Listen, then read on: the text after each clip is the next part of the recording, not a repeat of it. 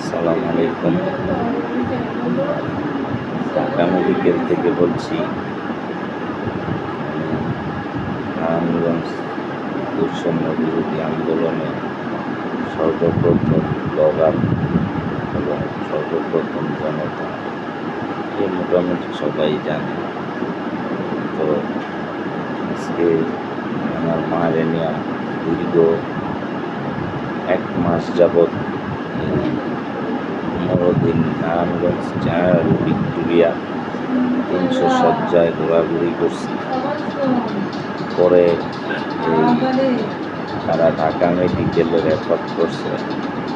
তো পরিস্থিতিটা এত পরিমাণে আমার মায়ের ইনফেকশন আছে যে আমার দ্বারা সম্ভব না।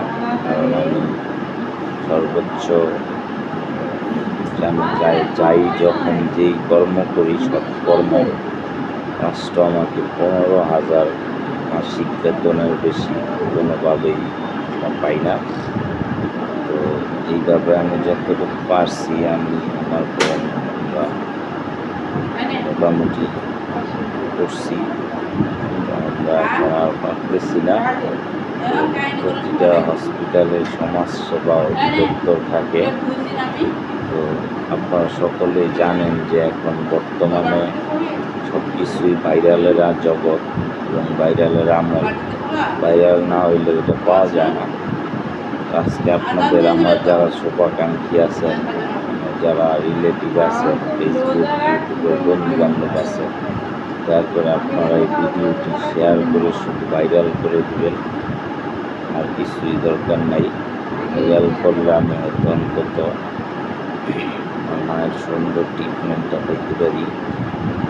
তো অবশ্যই আপনারা একটু ভিডিওটা ভাইরাল করে দেবেন, যে ভাইরাল করলে যাতে সমাজসেবা অধিদপ্তর অথবা স্বাস্থ্যমন্ত্রীর চোখে পড়ে বিষয়টা, তারা যেন আমার মায়ের ট্রিটমেন্টের দায়িত্ব নেয়। কারণ আমি দেখছি আন্দোলনের পরে সবাই সব কিছু পাইছে, জনতা হিসেবে আমি এখনো পর্যন্ত কিছু পাই নাই। রাষ্ট্রের কাছে আমি দাবি করলাম যে আমার মায়ের যেহেতু আমি প্রথম ব্লগার এবং প্রথম যোদ্ধা এবং প্রথম জনতা, আমি রাষ্ট্রের কাছে অবশ্যই কিছু পাওনা। সবাই তো সব কিছু পাইছে, জামাত পাইছে, বিএনপি পাইছে, সবাই সব কিছু পাইছে। তো আমি এই কিছু পাই নাই। আজকে আমি আমার এই ভিডিওর মাধ্যমে রাষ্ট্রের কাছে আমার মায়ের সুন্দর ট্রিটমেন্টটা আশা করতেছি।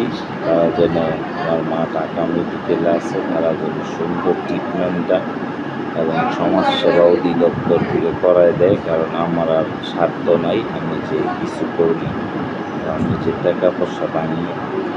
অবশ্যই ভিডিওটা শেয়ার করে সকলেই একটু শেয়ার করে দিবেন। আর কিছু দরকার নেই, শুধু একটু শেয়ার করে দিবেন। ধন্যবাদ সকলকে।